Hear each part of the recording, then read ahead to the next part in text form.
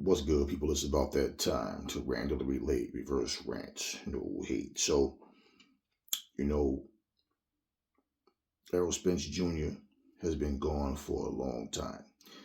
And a couple of times I spoke about him in videos and I said, for him to be gone this long and not be in the ring, there's no way he's as sharp as he need to be. We haven't heard anything about him training, nothing. Now I saw a video of him, I think this past week, this week. He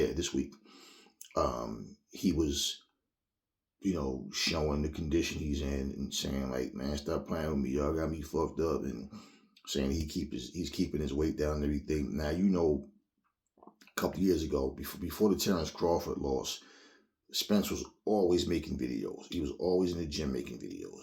We haven't heard anything to seen anything.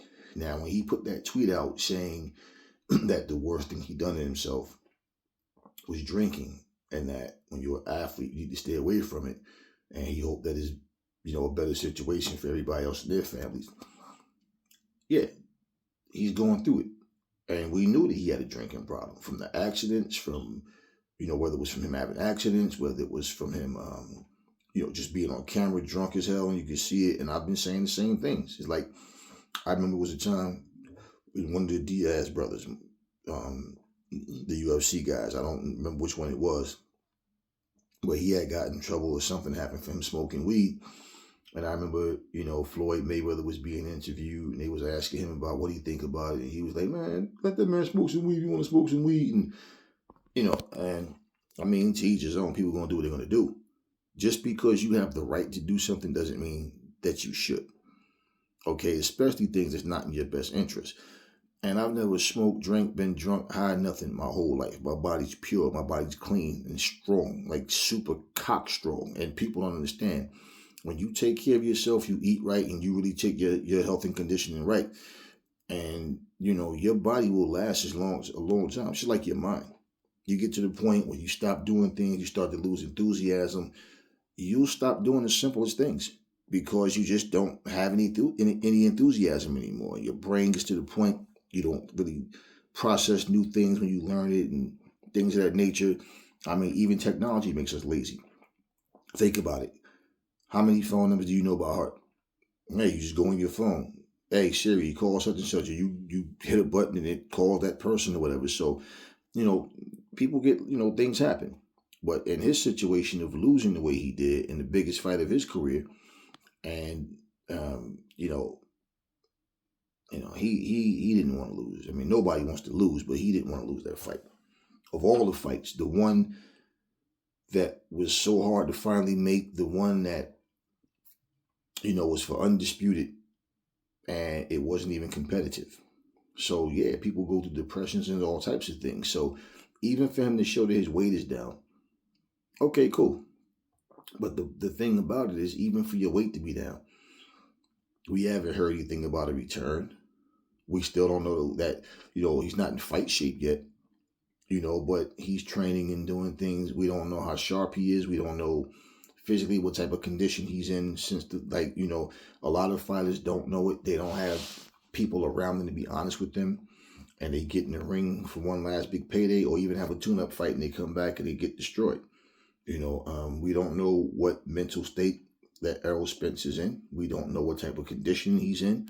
We don't know if he can go in there and still be effective the way he was.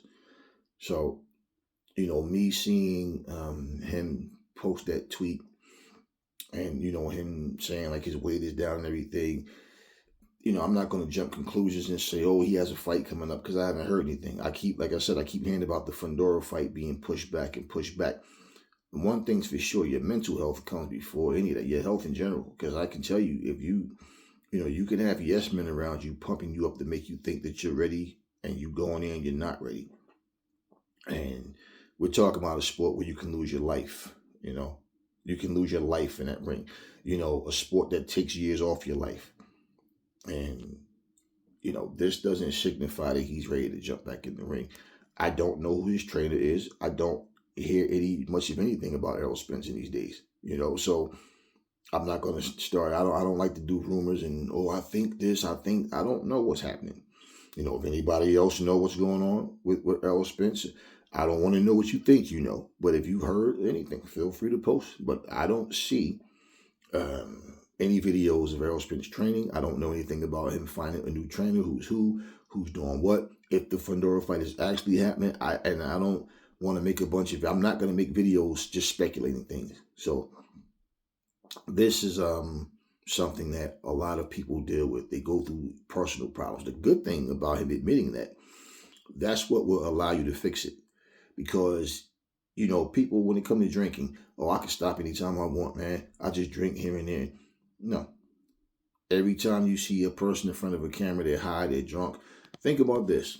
People say the same thing about Jamal Charlo, right?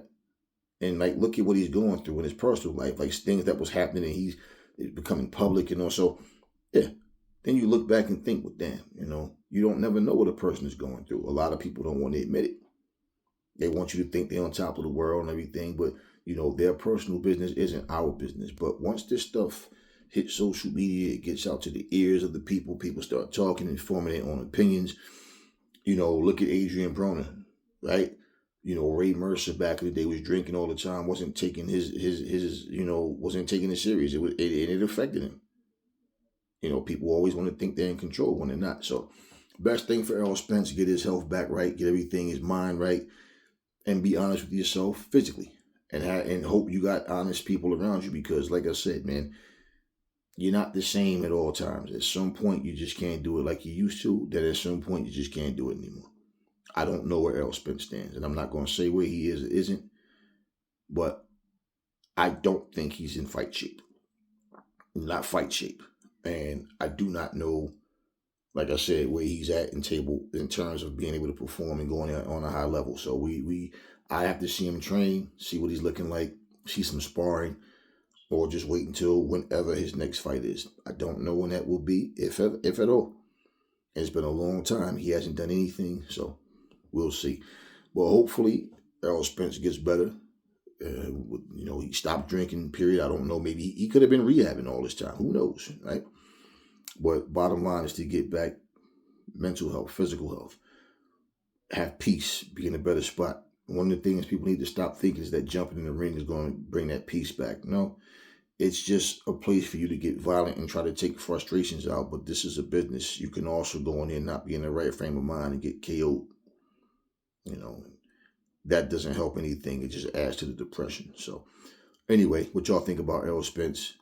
Talk to me in the comment section. Never fall in love with lies. Remember, the truth brings hate out of people, and I will catch y'all on the next video.